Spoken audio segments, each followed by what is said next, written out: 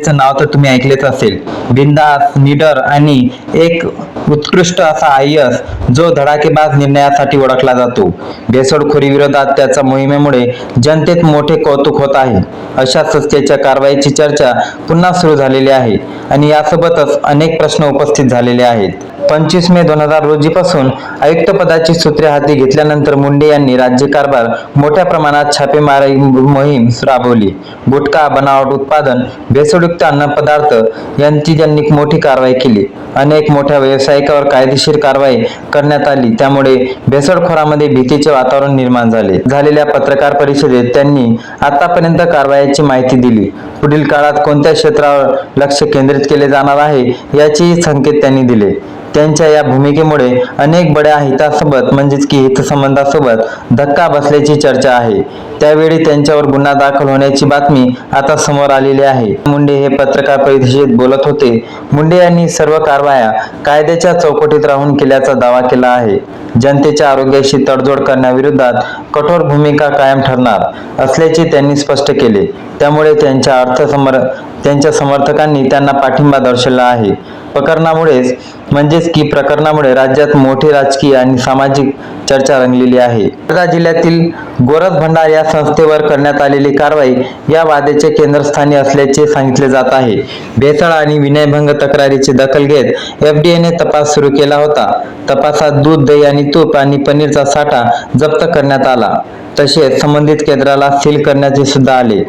या कारवाईमुळे गोरज भंडारशी संबंधित अनेक शेतकऱ्यांसमोर अडचणी निर्माण झाल्या. दूध विक्रीचा निश्चित प्रश्न झाल्याने काही भागात नाराजी व्यक्त करण्यात आली. याच पार्श्वभूमीवर काही घटकांनी न्यायालयाचा दरवाजा ठोठावला आहे. त्यानंतर मुंडे यांच्यावर आरोपाची चर्चा सुरू झालेली आहे आणि हे गल्लीगल्लीत हीच चर्चा आता रंगलेली आहे. कारण की तुकाराम मुंडे यांनी घेतलेला हा निर्णय हे गलत आहे किंवा हा निर्णय चुकीचा आहे असे सुद्धा ठरवले जात आहे. काही राजकीय आणि आर्थिक हितसंबंध असलेल्या लोकांना या कारवाईमुळे मोठा फटका बसल्याचे बोलत जात आहे. त्यामुळेच मुंडे यांच्या विरोधात वातावरण तयार झालेले आणि प्रयत्न होत असल्याचे आरोप केले जात आहे. मात्र या आरोपाबाबत अधिकृत निष्कर्ष अद्याप समोर आलेले नाही. त्यामुळे सत्य काय आहे हे आपल्याला तपासल्यानंतर स्पष्ट होणार आहे. त्यांनी मात्र कोणत्याही दबावाखाली बळी पडणारा नसल्याचे स्पष्ट केले.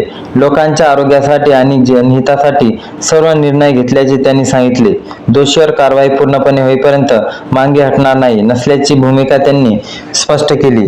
त्यामुळे या प्रकरणाकडे संपूर्ण महाराष्ट्राचे लक्ष वेधले आहे. या प्रकरणामुळे प्रामाणिक अधिकाऱ्याचे काम करताना कोणत्या अडचणीला सामना करावा लागतो यावर त्यांनी चर्चा केली. जनतेचा मोठा वर्ग मुंडे यांच्या पाठीशी उभा असल्याचे दिसत आहे, तर दुसरीकडे त्यांच्या कार्यालयावर प्रश्न उपस्थित होत आहे. कारण की लक्षात घ्या, काही घटक असे आहेत ज्यामुळे हे प्रकरण आणखी गाजण्याची शक्यता आहे. प्रामाणिक अधिकाऱ्याचं काम करताना कोणत्या अडचणींना सामना करावा लागतो यावर चर्चा सुरू झालेली आहे. जनतेचा मोठा वर्ग मुंडेंच्या पाठीशी असून सुद्धा मुंडेंना आता मोठी चौकशी होणार आहे. अन्नातील भेसळ रोखण्यासाठी जनतेने सतर्क राहणे आवश्यक आहे. दुधाची शुद्धता तपासण्यासाठी घरगुती काही सोप्या पद्धती वापरता येतात. शुद्ध तूप नसलेल्या तिरक्या पृष्ठभागावर सुद्धा हळूहळू वाहते आणि मागे पंढरी रेड सोडतो. या भेसळयुक्त दुधात पटकन वाहून नेलं जातं आणि हे भेसळयुक्त दूध आता सर्वसामान्यांना मिळत आहे. दुधात स्टार्चची भेसळ तपासण्यासाठी आयोडीनचा वापर करत होतो.